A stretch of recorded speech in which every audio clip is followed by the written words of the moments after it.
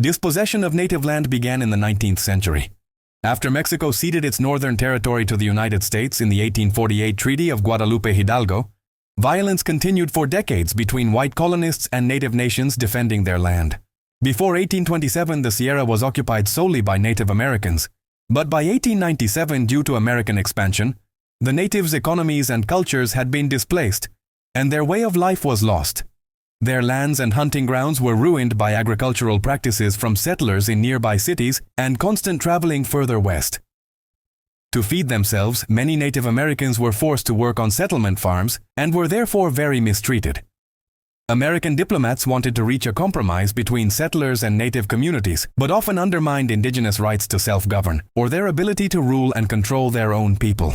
In 1863, close to what is now the Utah-Nevada border, native tribe leaders of Western Shoshone signed the Treaty of Ruby Valley in order to reach peace and friendship. The treaty acknowledged native jurisdiction over much of the Intermountain West from Death Valley to Snake River in Idaho, basically saying that the United States is aware of the inconvenience they were causing the natives from agricultural and mining settlements, and promising full compensation for the loss of game and the rights and privileges hereby conceded.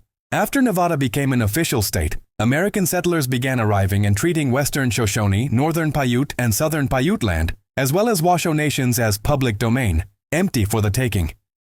Natives eventually had to start adapting to the settler invasion. Some relocated to reservations. Others resettled on the outskirts of mining towns. A primary example of the whitewashing is Stewart Indian School, the only assimilation boarding school of Native Americans in Nevada, established in 1890 and went by different names in its 90 years of existence.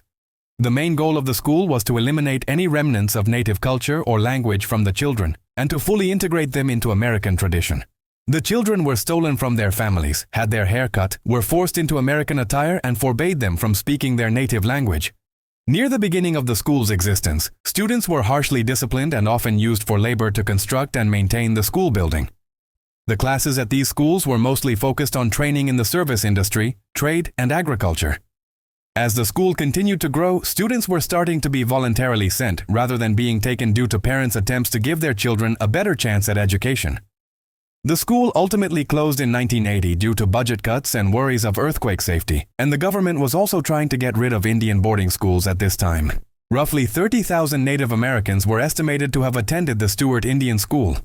Industrial growth didn't just impact indigenous life, it completely altered it forever, turning what was once a self-governing community into a group of divided families. Though there are still local reservations and tribes, the impacts made on their way of life will never be reversed.